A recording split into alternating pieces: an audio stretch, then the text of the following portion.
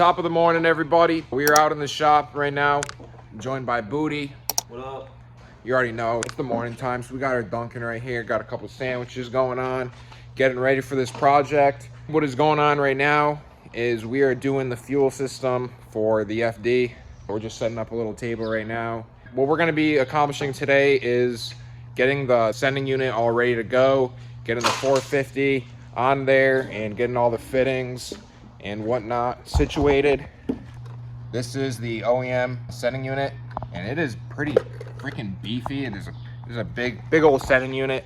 The one in the daily is like so puny compared to that thing. One of the things I learned was the FA1, R8, that's the R18, right? Yeah. On here, it's a lot smaller, so they say to go with FA51 to fit the 450, and so it has more clearance here. See around it. What if you're putting like a 450 in an FA1? You're saying? Yeah. Okay. It's doable, but you have to. There's not as much room to fit the 450 in there. Shout out RC Auto Works. This is a fuel regulator block off. The factory one should have the O-rings that I need right here. As you guys see, it's missing the O-rings. This is just a block off because we are going vacuum referenced regulator, which is up in the bay, and we are running the hybrid racing regulator. Right now, we are drilling a hole for the return, which is gonna go right about here, right where the little tag is, and it's gonna shoot right down. Quick side note for you guys, picked up this K-tuned inline filter, and to me, this looks absolutely puny. I don't know if any of you guys have run this. If you have, leave a comment down below if it worked well for you guys, or if you have any other alternatives that would work better. This is E85 ready. The whole system is going to be E85 ready. I got all PTFE lines. So there are a couple fittings and a couple nuts that I still have to order.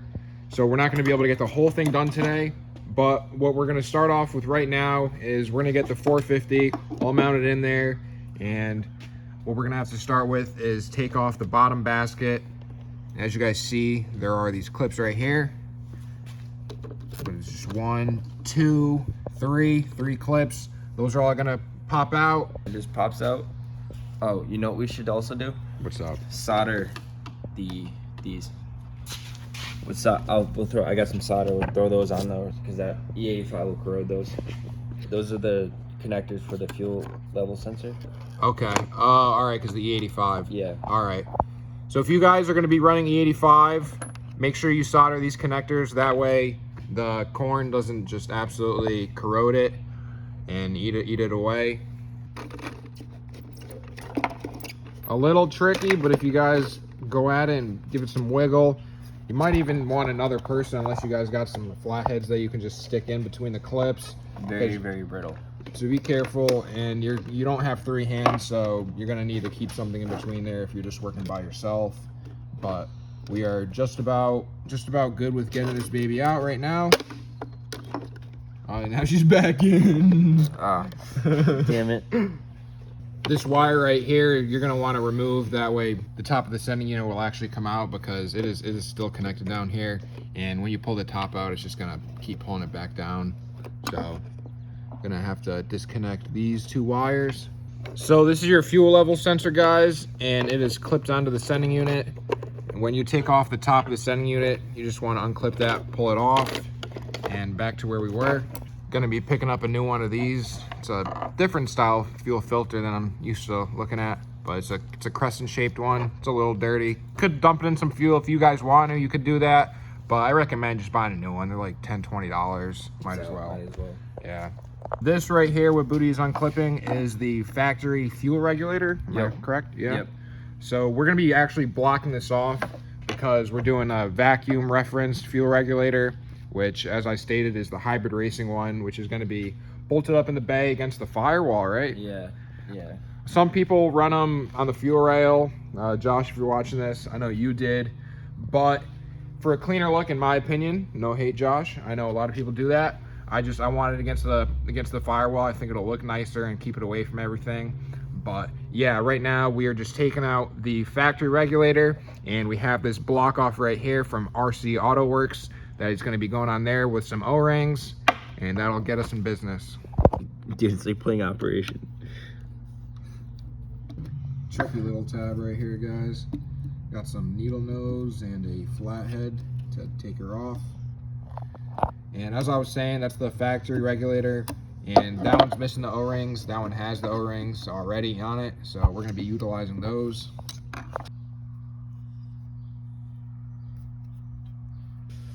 Got the O-rings from the factory regulator all on there on the block off. Ready to go. And just a side note, be very careful when you guys are taking this off. It's very brittle.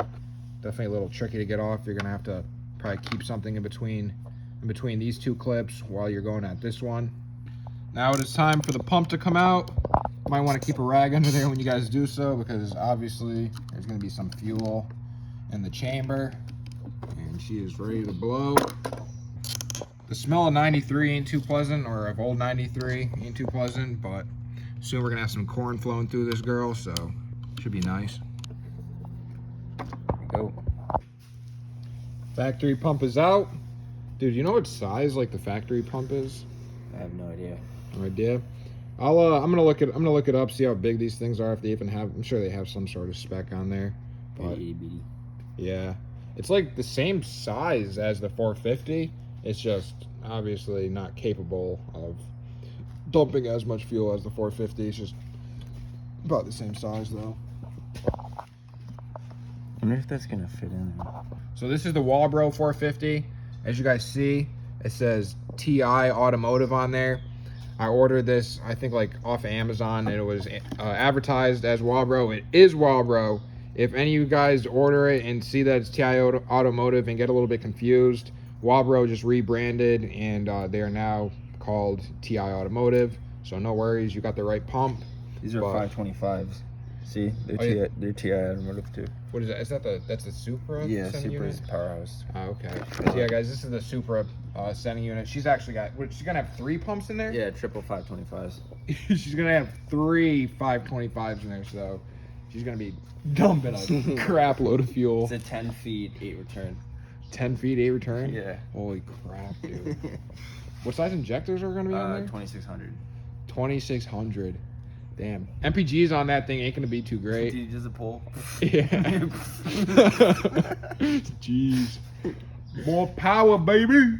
We are currently test fitting the new Walbro 450, and as you guys see, the pump, you know, the top of it slides in there, but once you reach the bottom part of the pump, it's got a little belly on it, and it does not fit inside right here. I'll just pull this out real quick and show you guys. See, it doesn't want to go in. So unfortunately, with the walls of this already being so thin, I'm gonna have to make it even thinner. Just the length of this, which is not even an inch, and I'm just gonna have to bore this ID out a little bit. Probably just take a Dremel and get her right, and that'll slide right in there. Just want to be careful not to make it too thin. You don't want to make it too like brittle and just too flimsy.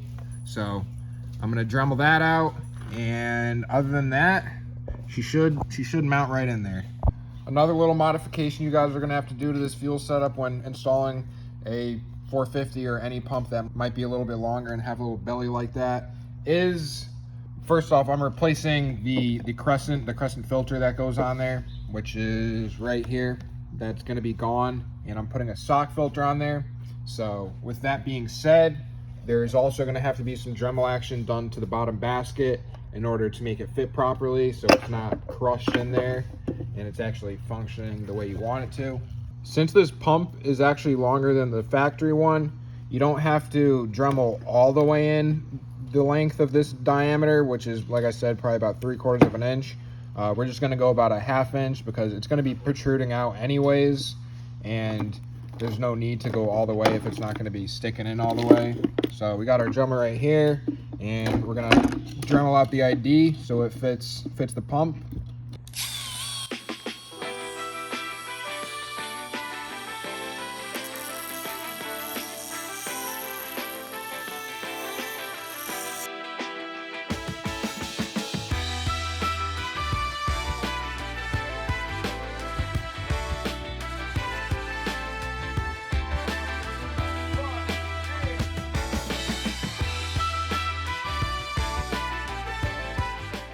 we got this ID all drummed out on the sending unit, and we got our 450 right here.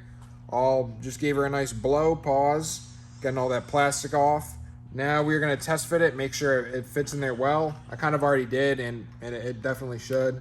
So without further ado, see if that ID was turned enough. Pops in there just like so, giving us plenty of room to work with. When you guys are installing it, first off, as you guys just saw, you have to bore out the ID, which has been done. I would personally just bore it out. You don't need to fit the pump all the way in, but just so you guys have room, I would go the full length of the bottom belly of it, which is probably, like I said, about 3/4 of an inch. That way you guys have a little bit of room to play with, and it's not pushing the pump out because it kind of just sits in there. We're gonna try to fit the basket around there. I'm not sure if it's going to with it protruding out like that, but just so you guys have extra room, I would do the ID as far down as you can. And when installing the O-ring, you kind of got to walk it in there. It was a little bit tricky to get in there, but it is sitting in there properly right now. And now we have the basket for the sending unit, and we're gonna try to get it on there. This is the filter that we're gonna be utilizing. What we just tried to do was we put the filter on the pump, and we tried putting the bottom basket on there. Basically, it fits without the filter, but once you put that filter on, it like barely just doesn't fit. So what we're gonna do is line up the basket with the bottom of the pump, see where the bottom of the pump is going to be placed in reference to the bottom of the basket, and I'm going to be cutting out a hole. That way, just the bottom of the pump will be protruding out of this, and that way we'll be able to fit the filter right on there. It'll be sticking out, but other than that, everything else will still be covered. We got the basket on there right now on the sending unit, and the pump is sitting right inside there without a filter. So right now I'm taking it up to the light, and I'm seeing exactly where that pump is fitted, and I'm gonna try to mark around it. We're gonna drill it and get it right to the OD of that pump. That way the filter will sit right on there, and it'll be pretty much flush with the bottom. Is that it right there? I think that's it right there. Yeah. We got a little Sharpie mark right there, which should be near the center of the pump. So we're gonna take the basket off, drill it out in the center, probably put it back on, see where it lines up, and then bore out the rest of it.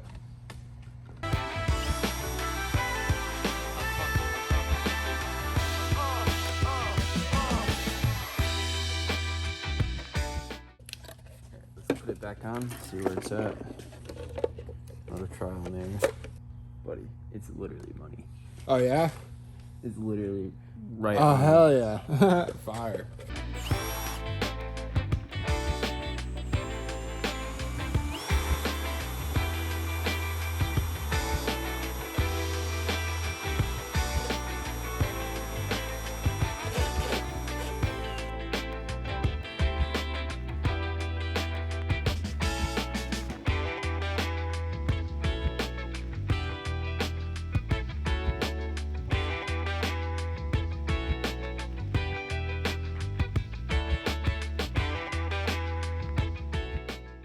Now that you drilled and reamed the hole on the bottom of the basket and have enough clearance, the filter goes on as so. It's pretty much flush with the bottom of the basket, just enough clearance. As I say in the beginning of the video, you're gonna wanna solder these 2 wires for the fuel level sensor. That way the E85 doesn't corrode them or eat them out. Pause. Got the handy dandy Milwaukee solder. Yes, sir.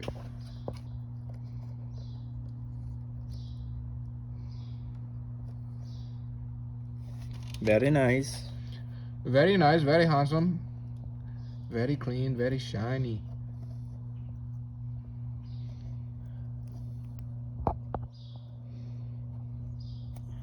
It is a couple days later and a couple Amazon orders later as well. And we are sitting back here with the pump.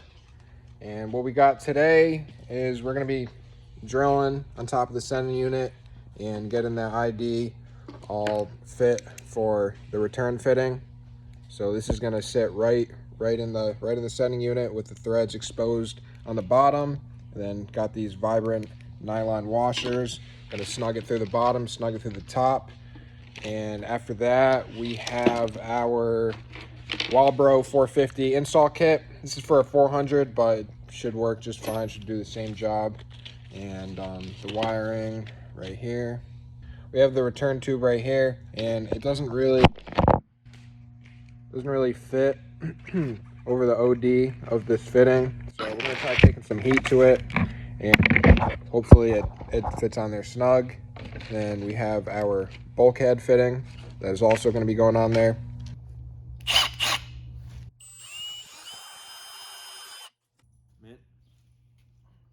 It's pretty dead center. Yeah. Yeah.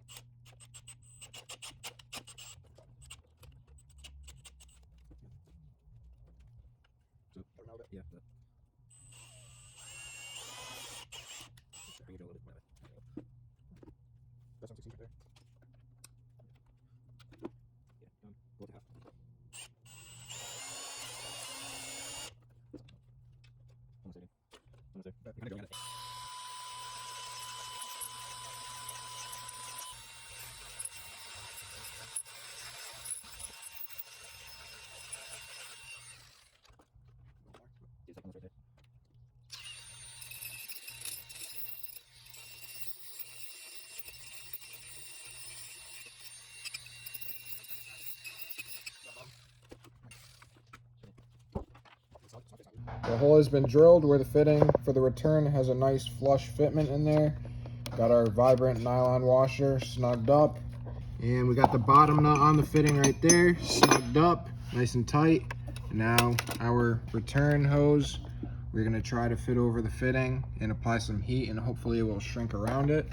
So as you guys just saw, we drilled and reamed out the hole for our return fitting and return dump. That corrugated tube was too big. The ID wasn't lining up with the OD of the fitting. So we got some PTFE line right there. We took off the braid, and it fits perfect on that fitting with a little clamp up there, as you guys could see.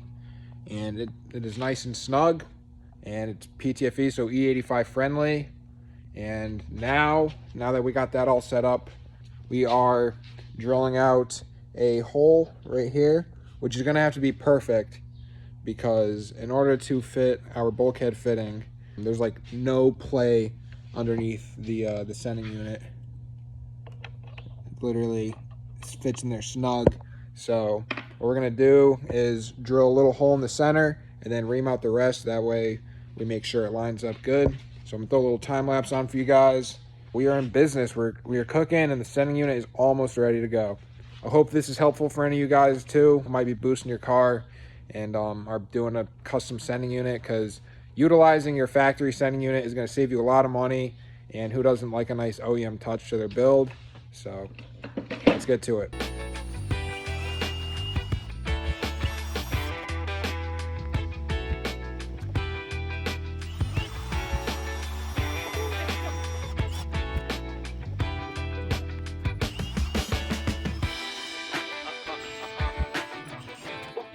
I gotta come over a little bit to the right with it. Okay.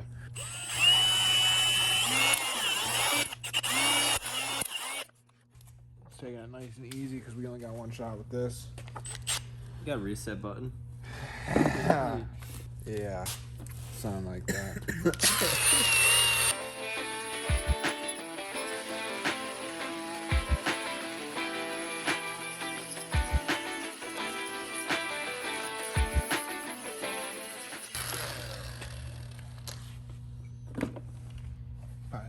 Catch on the bottom, yeah. Almost there. Can you knock out that notch right there?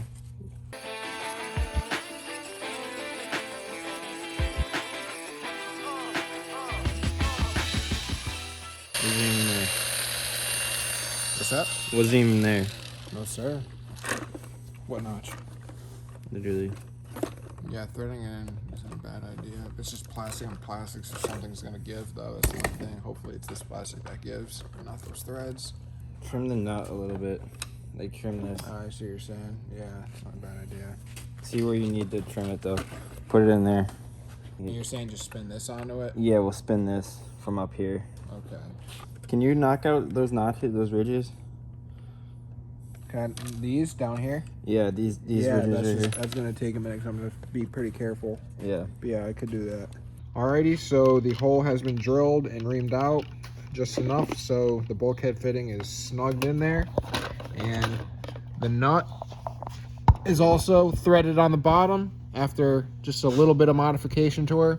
Had to take the Dremel to the edge, not this edge, but the edge opposing, which is resting against this ID right here, and just Dremeled it just enough so it threads onto the bulkhead, and simply turn the bulkhead from the top, and the nut stayed stationary.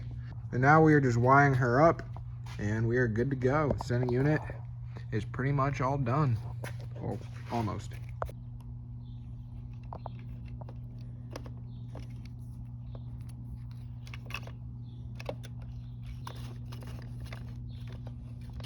Nice.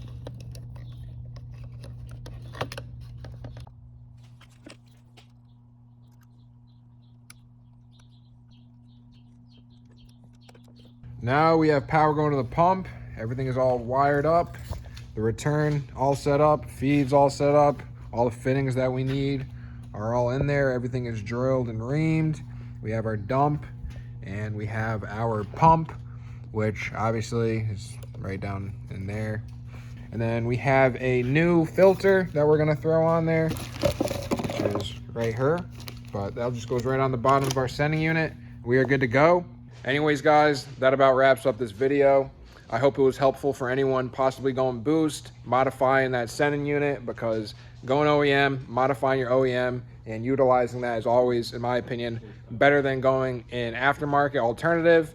You could spend like over a grand on like a DeechWorks full setup, come with the line, sending unit, pump, all that. But in my opinion, utilizing the OEM sending unit is the way to go. So I hope this was helpful for you guys. If you have any questions, leave a comment down below. Hit me up on the gram, add that WhiteFD2. And other than that, I will catch you boys in the next one.